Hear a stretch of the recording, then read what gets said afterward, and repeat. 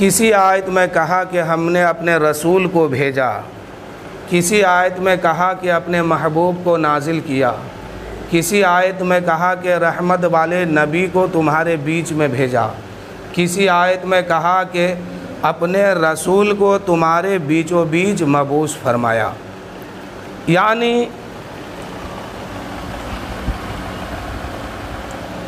یعنی اللہ تعالیٰ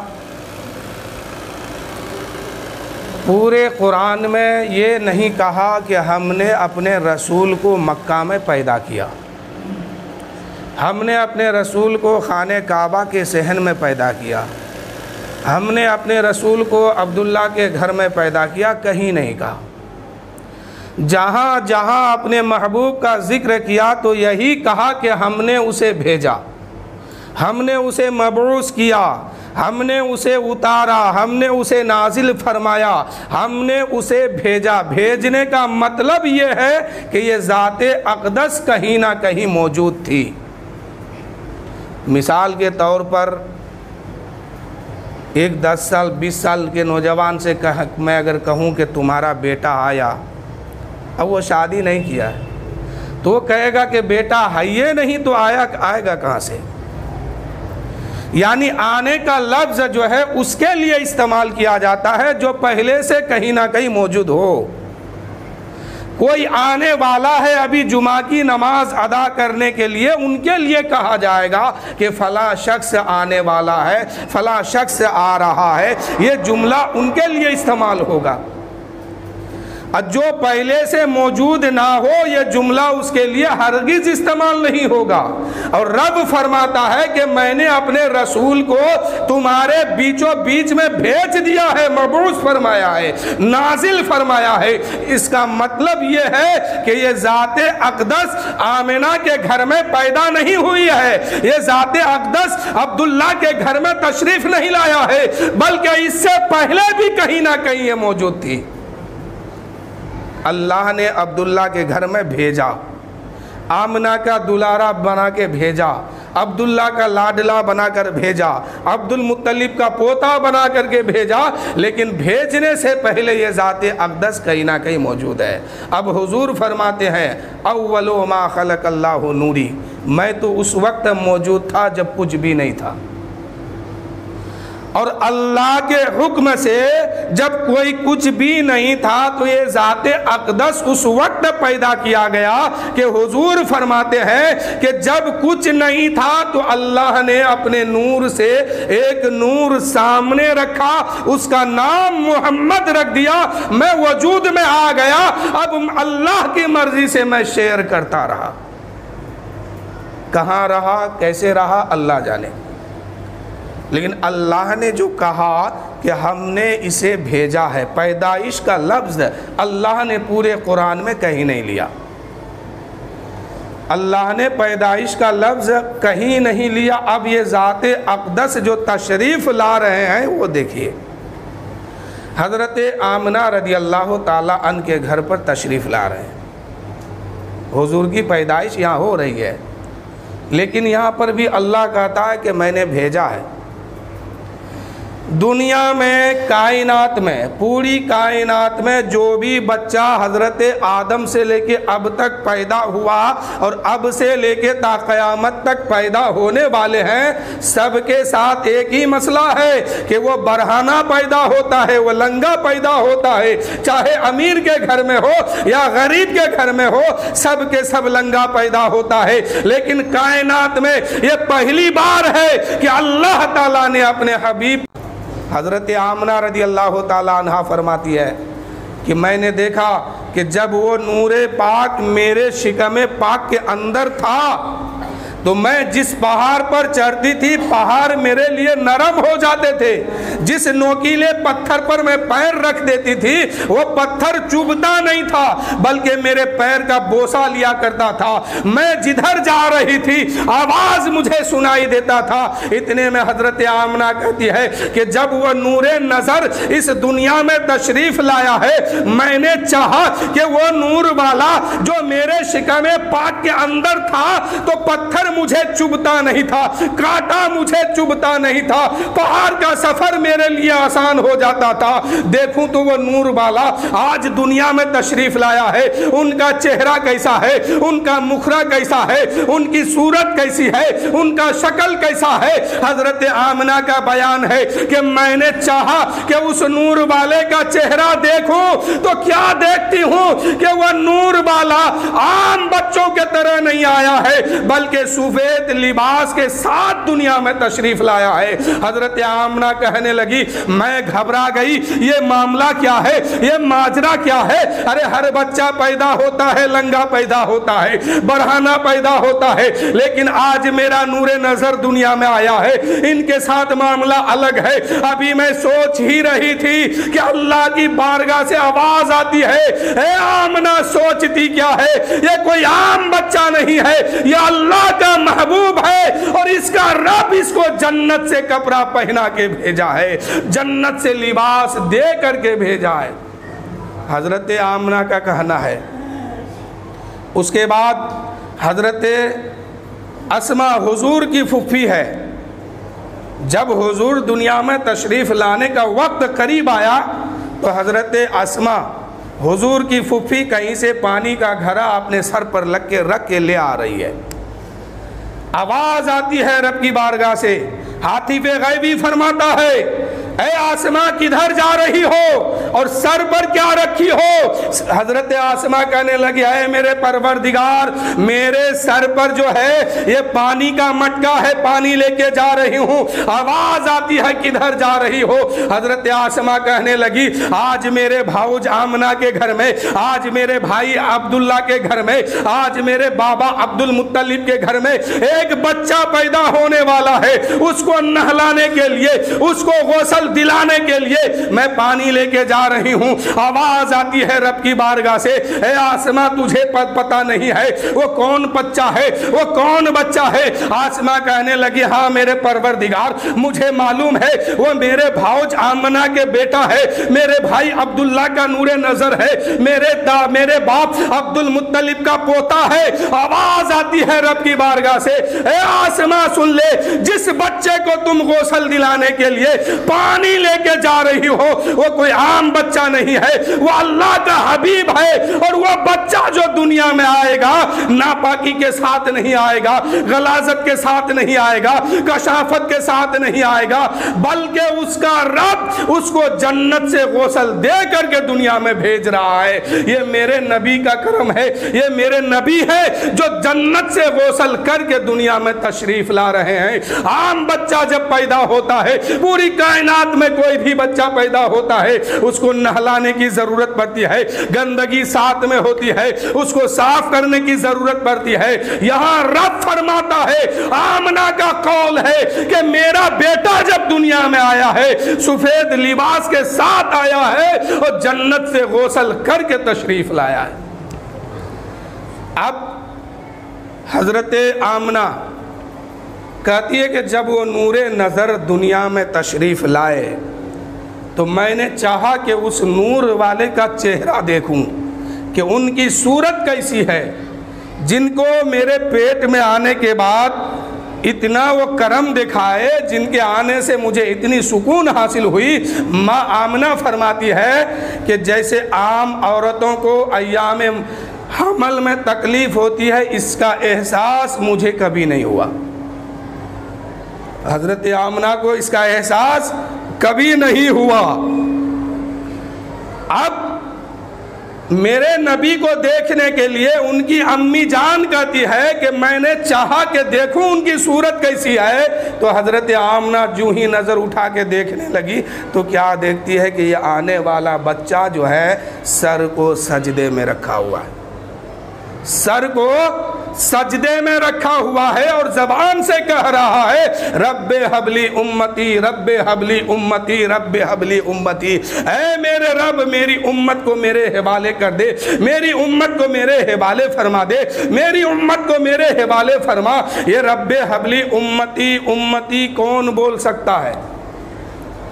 آج اگر ایک 10 سال کا بچہ 15 سال کے نوجوان سے کہے کہ اے بیٹا ادھر آؤ، تو آپ کیا کہیں گے؟ پاگل ہے۔ جس کو کہا جائے گا وہ کیا کہے گا؟ بیٹا بیٹا کرتا، پہلے باپ بن تب بیٹا کہنا۔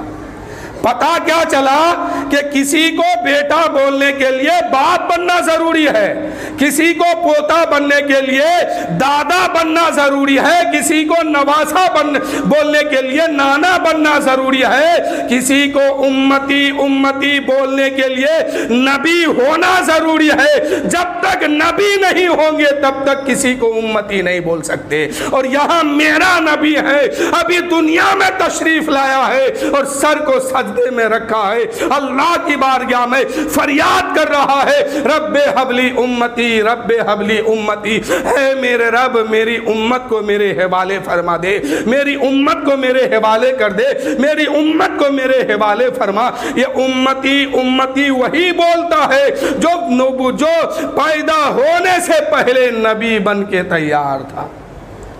یہ نبی، یہ ذات اقدس دنیا میں آ کر کے نبی نہیں بنے ہیں۔ حضور فرماتے ہیں کہ میں اس سے پہلے بھی نبی تھا، اور اللہ نے جب حضور کو پیدا کیا بنایا تو اسی وقت نبوت بھی عطا فرما دیا، اور اللہ نے جتنے نبی اور پیغمبر کو دنیا میں بھیجا ہے، پیدا ہونے سے پہلے جس جگہ ان کو بنایا گیا اسی جگہ اس کو نبوت دے دیا گیا، رسالت دے دیا گیا۔ دنیا میں آنے کے بعد کوئی نبی نہیں ہوتا ہے۔ عبادت کر لینے سے، نیک بن جانے سے، عمل کو اکٹھا کر لینے سے، نیکی کما لینے سے کوئی نبی نہیں بنتا ہے۔ نبوت کے لیے عالم ارواح سے پہلے نبی ہونا ضروری ہے۔ اب حضرت حلیمہ، حضور تو حلیمہ کے گھر میں رہے نا، ظاہر میں حلیمہ نے سرکار کو پالا ہے، لیکن سچ تو یہ ہے کہ سرکار نے حلیمہ کے خاندان کو پالا ہے۔ حضرت حلیمہ سعدیہ آ رہی ہے بچے کو لینے کے لیے۔ اس وقت جب حلیمہ سعدیہ اپنے محل سے، اپنے گھر سے، اپنے گاؤں سے نکلی تھی تو بہت ساری عورتیں ساتھ میں آ رہی تھی کہ مکہ جاؤں گی، وہاں کے بچوں کو اٹھاؤں گی، اپنے گھر میں پرورش کروں گی، مالداروں کا بچہ ملے گا تو ہمیں اجرت زیادہ ملے گی۔ ساری عورتیں چلنے لگی۔ حضرت حلیمہ سعدیہ جس اٹھنی پر بیٹھی ہوئی تھی وہ اٹھنی اتنی کمزور تھی کہ چلنے کی طاقت اس کے اندر نہیں تھی۔ ابھی وہ آدھے راستے تک پہنچی تھی کہ تمام عورتیں مکہ سے بچہ لے کے واپس ہو رہی ہے۔ یہ ماجرا تھا، یعنی سب کی اٹھنی جو ہے پالمان ہے، طاقتور ہے۔ حلیمہ سعدیہ کی اٹھنی اتنی کمزور ہے کہ ساتھ میں سب چلے تھے، لیکن اور عورتیں جو ہے مکہ سے بچہ لے کر کے واپس ہو رہی ہے، حلیمہ سعدیہ بیچ راستے میں پہنچ رہی ہے۔ اب حلیمہ سعدیہ نے دیکھا کہ ساری عورتیں تو مکہ کے امیروں کے بچوں کو اٹھا لیا ہے، اب ہم جائیں گے تو کیا کریں گے؟ امیروں کے بچے تو یہ لوگ لے چکے ہیں، مالداروں کے بچوں کو ان لوگوں نے قبضے میں کر لیا ہے، اب کوئی بچہ نہیں بچا ہوگا۔ لیکن دل نے کہا حلیمہ جب گھر سے نکل گئی ہے تو چل مکہ پہنچتے ہیں، دیکھتے ہیں کہ کوئی بچہ ہے کہ نہیں ہے۔ حلیمہ آگے بڑھ رہی ہے، چلتے چلتے مکہ پہنچی، بچے کو تلاش کرنے لگی۔ ہر امیر کے گھر سے بچہ جا چکا تھا، ہر امیر کے گھر کا بچہ جو ہے پرورش کے لیے کہیں دوسری جگہ پہنچ چکے تھے۔ اتنے میں حلیمہ سعدیہ کیا کرتی ہے، پوچھتے پوچھتے کسی نے کہا عبد المطلب کے گھر میں ایک بڑا پیارا بچہ ہے، جاؤ ان سے بات کرو۔ حضرت حلیمہ عبد المطلب کے گھر میں آتی ہے، عبداللہ کے گھر میں دستک دیتی ہے، اندر سے دروازہ حضرت آمنہ کھولتی ہے۔ کیا حضرت حلیمہ کہتی ہے، اے بہن تیرے گھر میں ایک بچہ جنم لیا ہے، ایک بچہ تشریف لایا ہے، اسے مجھے دے دو، اس کی میں پرورش کر کے واپس کر دوں گی۔ حضرت آمنہ کی آنکھوں سے آنسو آ گئے۔ حضرت آمنہ کہنے لگی اے حلیمہ سعدیہ، تم بچہ تو اس نیت سے لینے آئے ہو کہ ہم ان کی پرورش کریں گے، اس کے بعد جب یہ بڑا ہوگا اس کو واپس کریں گے، ان کے گھر والے ہمیں انعام دیں گے، ان کے گھر والے ہمیں دولت دیں گے، ان کے گھر والے اس کی اجرت دیں گے۔ لیکن اے حلیمہ، جس بچے کو تم لینے آئے ہو اس کا باپ کا انتقال ہو چکا ہے، تمہیں میں اجرت کیا دوں گی؟ لیکن حلیمہ سعدیہ کہتی ہے وہ بچہ کہاں ہے ذرا دکھاؤ۔ جب بچہ حلیمہ سعدیہ دیکھی ہے ساری اجرت کو بھول گئی ہے اور بچے پر عاشق ہو گئی ہے۔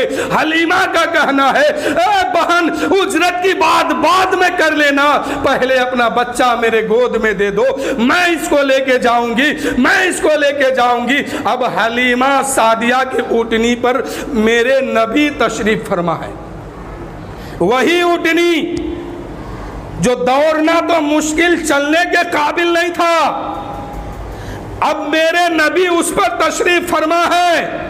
اور جو عورتیں ساتھ میں آئی تھی وہ لوگ واپس جا چکی ہے مکہ چھوڑ کے، آدھا راستہ طے بھی کر چکی ہے، لیکن اب میرے نبی حلیمہ کی اونٹنی پر تشریف فرما ہے۔ اب جو ہی میرے نبی حلیمہ کی اونٹنی پر تشریف رکھتے ہیں اب وہ اونٹنی نہیں رہا، اب ہواؤں سے بات کرنے لگی ہے، مجمع کو چیرتے ہوئے آگے بڑھی ہے اور چلتے چلتے ان عورتوں کو بھی پیچھے چھوڑ دی ہے اور حلیمہ سعدیہ کے گھر میں جا کے وہ اونٹنی پہنچ گئی۔ وہ اللہ نے وہ طاقت اس اونٹنی کے اندر پیدا فرما دیا۔ اب حضرت حلیمہ سعدیہ اپنے گھر میں حضور کو لائے ہیں، بس آخری بات ہے، پھر انشاءاللہ حضور کو اللہ نے کب بنایا اور کہاں رکھا اور کیسے رکھا انشاءاللہ کبھی وقت ملا تو پچھلے جمعہ آنے والے جمعہ کو بیان کروں گا۔ آخری بات، حضور کو لے کر حلیمہ سعدیہ اپنے گھر تشریف لے گئی۔ حضور کو جھولا میں یا اس دور میں جس چیز میں بچے کو رکھا جاتا تھا حضور کو رکھ دیے اور حلیمہ سعدیہ اپنے کام میں لگ گئی۔ کچھ دیر کے بعد حلیمہ اپنے بچے کو دیکھنے آتی ہے کہ میں نے جس بچے کو لایا ہے کہیں وہ رو تو نہیں رہا ہے، پریشانی میں تو نہیں ہے، اس خیال سے جو ہے اس بچے کے قریب آتی ہے۔ حلیمہ سعدیہ کی نظر حضور کے منہ اقدس پر پڑتی ہے، چہرے مبارک پر پڑتی ہے تو حضور مسکرا رہے ہیں، حضور مسکرا رہے ہیں۔ حلیمہ کہتی ہے، اب حلیمہ کا بیان ہے کہ میں نے تو اس بچے کو کوئی گید نہیں سنائی، کوئی قصیدہ بھی نہیں پڑھی، میں نے تو اسے کوئی مسکرانے والی بات بھی نہیں سنائی، آخر یہ بچہ مسکراتا کیوں ہے؟ نظر پڑ گئی حضور کے نظر پر۔ تو حلیمہ کیا دیکھتی ہے کہ یہ بچہ جو جھولے میں لیٹا ہے اور مسکرا رہا ہے، ان کی نظر جو ہے آسمان کے طرف اٹھی ہوئی ہے۔ حلیمہ آسمان کے طرف دیکھتی ہے، کیا دیکھتی ہے؟ حلیمہ کا چھت جو ہے پھٹا ہوا ہے اور حضور کا ہاتھ جو ہے آسمان کے طرف اٹھا ہوا ہے، حضور کی انگلی جو ہے کبھی دائیں جھکتی ہے، آسمان کا چاند دائیں جھکتا ہے، کبھی بائیں جھکتی ہے، آسمان کا چاند بائیں جھکتا ہے، کبھی انگلی پیتانے جا رہی ہے، آسمان کا چاند پیتانے کے طرف جا رہا ہے، کبھی انگلی جو ہے پیر کے طرف جا رہی ہے، آسمان کا چاند ادھر جھکتا ہے۔ اعلیٰ حضرت کہتے ہیں چاند جھک جاتا جدھر، انگلی اٹھاتے مہد میں، کیا ہی چلتا تھا اشاروں پر کھلونا نور کا۔ ساری کائنات کے لوگ کھیلتے ہیں، پلاسٹک کے کھلونے سے کھیلتے ہیں یا مٹی کے کھلونے سے کھیلتے ہیں، آمنہ کا لال وہ لال ہے جو خدا کی قدرت سے کھیلتا ہے۔ خدا کی قدرت، وہ جو چاند خدا کی قدرت کا مظہر بنا ہوا ہے، جسے دیکھ کر کے آج پوری دنیا خدا کی قدرت کو ماننے پر مجبور ہے۔ اس چاند کو دیکھ کر کے پوری دنیا خدا کی قدرت کو ماننے پر مجبور ہے۔ آمنہ کا لال اسی خدا کی قدرت سے کھیل رہا ہے، کبھی چاند کو دائیں کر رہا ہے، کبھی چاند کو بائیں کر رہا ہے، کبھی سرہانے کے طرف لے جا رہا ہے، کبھی بائیں دائیں کر رہا ہے۔ اللہ کا رسول وہ رسول ہے کہ بچپن کے عالم میں ان کی حکومت آسمان کے چاند پر بھی چلتی ہے۔ حضرت جبرائیل امین حضور جب دنیا میں تشریف لائے 3 جھنڈا لے کر کے آئے، ایک خانہ کعبہ کے چھت پہ گاڑا، ایک مشرق میں ایک مغرب میں، یعنی حضرت جبرائیل نے اسی وقت بتا دیا اے دنیا والو، دیش کوئی ہو، حکومت کسی کی ہو، ملک کسی کا ہو، لیکن میں جھنڈا گاڑ کے بتا دے رہا ہوں کہ آج کسی کی بھی حکومت ہو، لیکن یہ حکومت مانے نہیں رکھتی ہے، مصطفیٰ کی حکومت مشرق میں بھی ہے مغرب میں بھی ہے، پوری دنیا میں میرے رسول کی حکومت ہے، میرے رسول کی حکومت اس جہاں میں بھی ہے اس جہاں میں بھی ہے، یہاں بھی رسول کی حکومت ہے، وہاں بھی رسول کی حکومت ہے۔